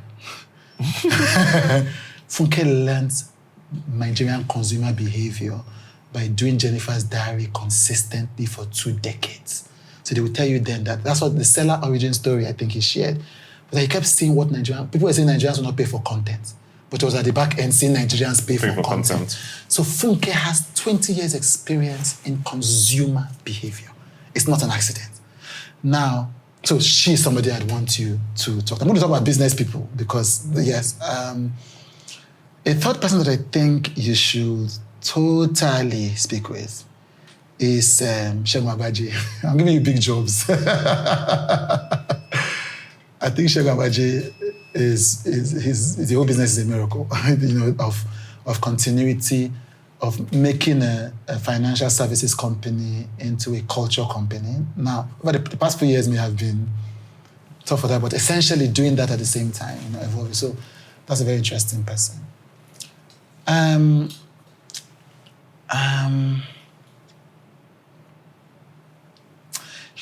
The guys that are building Afropolitan are very interesting to me. Okay. At this point in time. Okay. So I want to just pull them in because they've managed to bring in a sub-segment of Nigerian cultural life that typically doesn't do television to have those kinds of conversations. Mm-hmm. Now, there's a bigger story about the company, but I'm interested in this substrata of it. I'm interested to see how it goes eventually because the market is a very resistant market. Yeah. And finally, Ruki Ladoja. She's on my list. Yes, Ruki Ladoja. Ruki Ladoja is one of the best human beings I have. I don't think I've ever met her, but I think we've spoken on the phone. Okay. And the ability to build that amount of stickiness something while remaining self-effacing, in retail. So what she has is a culture brand, you understand? I think that, and she has to talk about it. I know that her partner has talked about some elements of it. Yeah. But someone like you, this is sit down with Rookie. No, she's on my list. The thing is, because for me, I think, again, it's because I knew her from Next. Yes. And I always say this, that I remember my dad saying, who's that crazy girl that they have writing in Next? Right. And essentially watching that, someone I have never interacted with, is just watching it as a person, as a fan, and just being like, oh wow, you get it. This person has built something phenomenal. You get it. Okay. And I can see why. I can see your dad is a culture connoisseur as well. You can see all the underneath trends. Makes sense. And then the final question. So you've sat down with me today. You've allowed me ask you some very interesting questions, some uncomfortable questions. And I'm a fair man, so I'll allow you to ask me anything is there anything you'd like to ask me? Yes, there is. There is. So, the thing that excited me about, so I'm going to do, am I sure I don't ask long questions? I'm going to ask you a long question. Okay. The thing that excites me about cultural custodian is that it felt like if somebody had entered into my head and pulled out one of the things that I would have liked to create, that's what it felt like. So I'm reading it and I'm thinking, even, so we did a bit of that with YNaija, but there's a perspective you brought to culture journalism. And even just calling it culture custodian in and of itself, in a space where we didn't really understand, we're not talking about culture now. But when you say culture custodian, it wasn't really buzzword. Yeah. So what is, and you were not here, you went to school out of the country. Yeah. So what was the thing that made you think, and what I like about you is that you don't do, this is my quarrel with most Gen Z journalists. They have a very Western perspective. They see the world outside in. They see it from a perspective of Stranger Things. I say no, see it from a perspective of Mount Zion. So you can properly understand how this is an improvement. So you had that advantage. You saw it inside out, outside in at the same time. What was the thing that made you think this was a thing to do and a thing to dedicate your life to do it? Oh, that's a great question. Yeah. In terms of as a thing to do, I think it's one of those things where it starts as a hobby. So it starts as something you've done for fun. So like the way you kind of, in your youth, were writing. Like I wasn't writing books, but I had a blog. And so, I mean, I was a kid who was good at English and government. And naturally, that expresses itself in a certain way. It means, you're very opinionated and things like that. And I remember I'd say this thing sometimes. I don't know, like it's a piece of like lore that I don't know that people know. One of like my first like instances, so I love Dr. Abati. Right. So to teenage me, Dr. Abati is next to God. And me too. I would read The Guardian on Fridays and Sundays because Dr. Abati is there. And again, if you're a certain age, you would remember this. So like it's 2008 when Dr. Abati publishes that column about the quality of music that people were putting out. And, it sparked this debate because Dr. Abati wrote his, Banky W wrote his response. Yeah. And I happened to meet Dr. Abati at a book launch. Right. And I said to him, I went up to him, I'm like, oh, I agree with you. He said, send me an email. And I wrote this, essay, which he published right below his... Oh, that was prime real estate. Exactly. So like this is me at, maybe 16? Right. Having this type of experience. And I'm like, again, it's the audacity. So when you were talking earlier on about that thing of like, walk up to people and be like, I'm this, I would like this. And realizing that, oh, shoot, you can actually get it. Yeah. So I think for me, it's just that intention with capturing the things I found fun. And like you said, when people think of culture, they think of traditional dance or they think of it in a certain way. And I'm like, no. As someone who loves like popular culture, at the time, I just wanted something that, for me, kind of understood what I was listening to. So like the music that I was listening to, like, is there something that is kind of speaking to it? Like the movies that we're watching, those types of things. And I mean, maybe it's like a thing that, you're a young person who thinks this thing needs to exist because the thing is you've consumed the global content, your global references. So I would buy Complex because Kanye West was on the cover. I would, like, I collect magazines, I buy magazines, and it's things like that. That is like, well, why don't we have such in this part of the world that centers the people who are here. And I remember last year, it's something one of my friends said to me when we were working on the magazine. And he said, I'm not going to mention the person's name, but there was a picture, a not flattering picture that a film star had out. And he said, this is your fault. And I said, what does that mean? How is this my fault? Like, is this person is embarrassing themselves? That's their business now. And he said, no. The reason why is because you've not put this type of person on a magazine cover, or you've not made people see the science of what this person does. So because of that, this person has to resort to styling gimmicks to kind of get attention. And I'm like, fair enough. It's not my fault, but I get. Yes. And so for us, it's like this long obsession with how can we make contemporary culture, how can we make it feel serious? How can we make it, how can we give it like the weight that it deserves? And I think for us, it's like, in terms of, obviously that's the thing that kind of powers it. And in terms of what keeps it going, it's the constant like desire and just like, how can we find new ways to tell the stories? Do we have to create this new podcast? Do we have to create this new product? And honestly, again, the same way you said earlier, like nothing beats the fulfillment of creating work that resonates with people. So sometimes it's something maybe you plan on killing after one season and you meet someone at Moonshots and the person is telling you, I really love that thing. And I'm like, these people really love it. So we can't kill it. Yeah. And so for us, it's just finding all the ways through which we can platform the people, the things that make our culture tick, and ensure that, history is as kind to them as possible. Yeah. I get it. And it's important because, something to note for this. Adesua Bello Osage. Giwa Osage. I always forget it.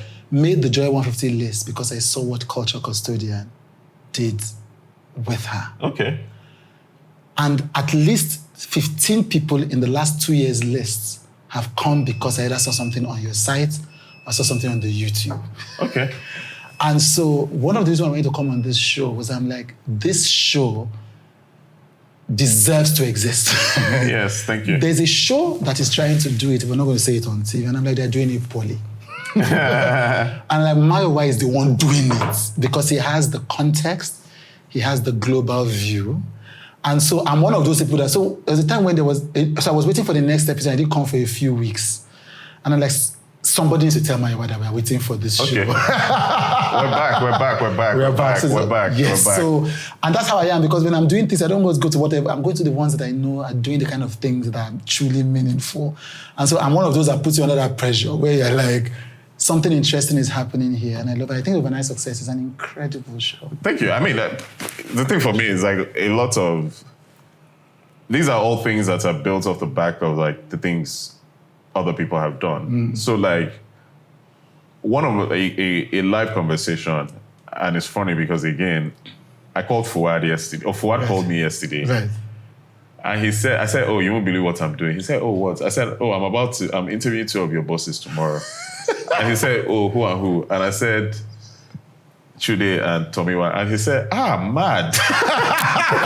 And the thing is, again, because I haven't had the experience of working with you, but through people like, just the small that Edwin puts out, or talking to Fuad a lot, because it's something we talk about.